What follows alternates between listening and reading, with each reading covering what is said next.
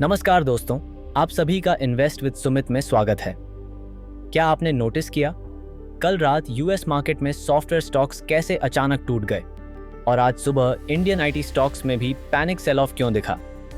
आज की वीडियो में हम साफ साफ समझेंगे एंथ्रोपिक का नया एआई टूल क्या है, इंडियन आईटी कंपनीज पर इसका असली इम्पैक्ट क्या है और सबसे जरूरी सवाल, इन्वेस्टर को आईटी स्टॉक्स होल्ड करने चाहिए या एग्जिट। सबसे पहले समझते हैं एंथ्रोपिक आखिर है क्या।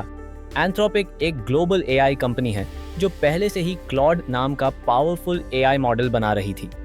अब उन्होंने इसे एक मोर यूजर फ्रेंडली बिजनेस टूल की तरह लॉन्च किया है।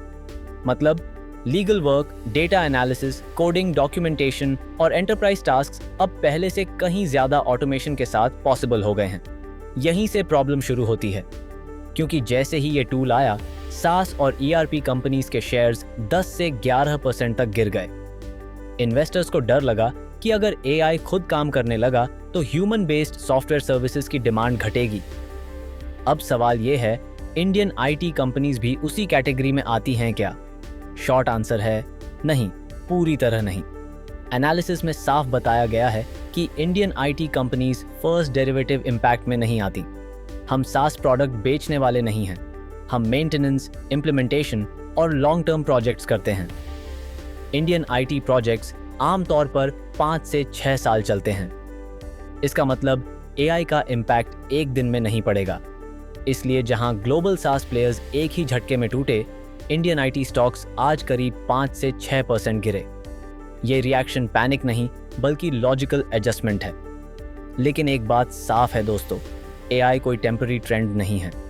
फैक्ट ये है कि ये पहली ऐसी डिसरप्शन है जहां एफर्ट ही 20 से 30% कम हो रहा है। पहले टेक्नोलॉजी बदलती थी लेकिन वर्क एफर्ट सेम रहता था। अब एआई डायरेक्टली प्रोडक्टिविटी बढ़ा रहा है। इसका मतलब क्या हुआ? इंडियन आईटी कंपनीज को हर साल करीब 3 से 4% एफर्ट लॉस झेलना पड़ेगा। अब ग्रोथ दिखाने के लिए उन्हें पहले ये लॉस कवर करना होगा और फिर एक्स्ट्रा ग्रोथ लानी होगी। यही वजह है कि डबल डिजिट ग्रोथ अब बहुत मुश्किल लग रही है। अब वैल्यूएशन की बात करते हैं, जो इन्वेस्टर्स के लिए सबसे इंपॉर्टेंट है। लार्ज कैप आईटी कंपनीज में अगर अगले 3 से 5 साल सिंगल डिजिट ग्रोथ भी मिल जाए तो वो भी सरप्राइज होगा। इसलिए पुराने हाई पी मल्टीपल्स अब रियलिटी रिफ्लेक्ट नहीं करते। एक्सपर्ट व्यू ये है कि फ्यूचर में Indian IT stocks utility companies से बस थोड़ा प्रीमियम पर ट्रेड करेंगी। मतलब stable dividends, strong management, foreign exchange earnings, इन सब का फायदा मिलेगा, लेकिन स्काई हाई वैल्यूएशन नहीं। अब बड़ा सवाल, इन्वेस्टर क्या करे, होल्ड या एग्जिट?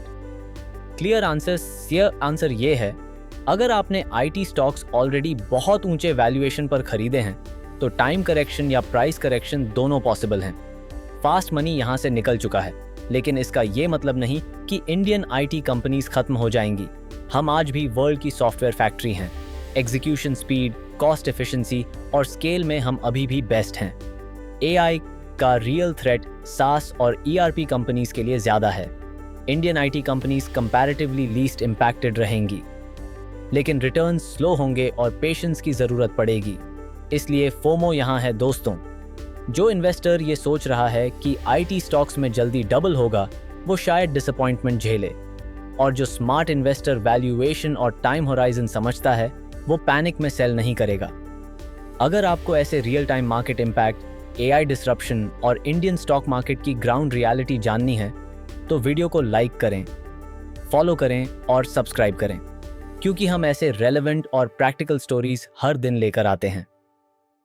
इंपॉर्टेंट डिस्क्लेमर दोस्तों, मैं सेबी रजिस्टर्ड एनालिस्ट नहीं हूं।